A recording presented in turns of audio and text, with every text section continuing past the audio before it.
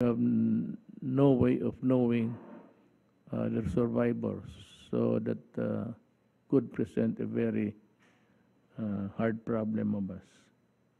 Then we have Eduardo Domingo, the Secretary, the Director General of the FDA updates. Secretary Panelo, he has no presentation to make. I suppose that he is not there. We have Secretary Salvador Medalla and Senator Bongo.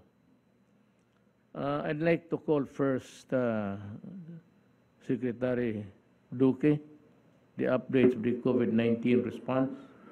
Thank you, Mr. President. Magandang gabi po sa inyo, Senator Bongo, ES Medalla at aking po mga kapwa kasama sa kabinete at higit po sa lahat ang ating po mga kababayan. Muli ako po ay mag-uulat patungkol po sa ating COVID-19 situation. First slide. Sisimulan po namin ang amin pong report sa pagbibigay ng mga pangunahing mensahe ngayong pong linggo. Una, nakakita po tayo ng pagbaba ng mga kaso sa NCR base sa negatibong 2-week growth rate at bumababang average daily attack rate per 100,000 population at ang healthcare at ICU utilization rates ng rehiyon. Upang magtuloy-tuloy ang pagbaba ng kasong nakikita, hinihikayat namin ang mga LGU na gawin ng madalian ang pagdadala sa mga quarantine at isolation facilities ng mga kaso at close contacts na atin nahahanap sa mga komunidad, sa mga workplaces at iba pa pong mga lugar.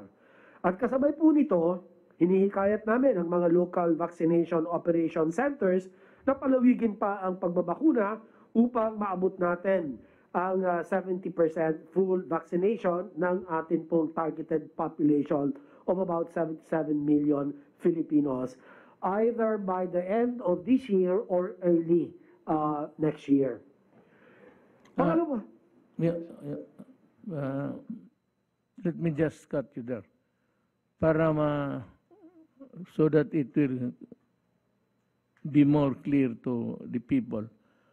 To what do you extend, to what do you attribute the down trajectory of the cases dito sa COVID-19 and even in the admission sa ospital, bumaba? Dahil sa... Marami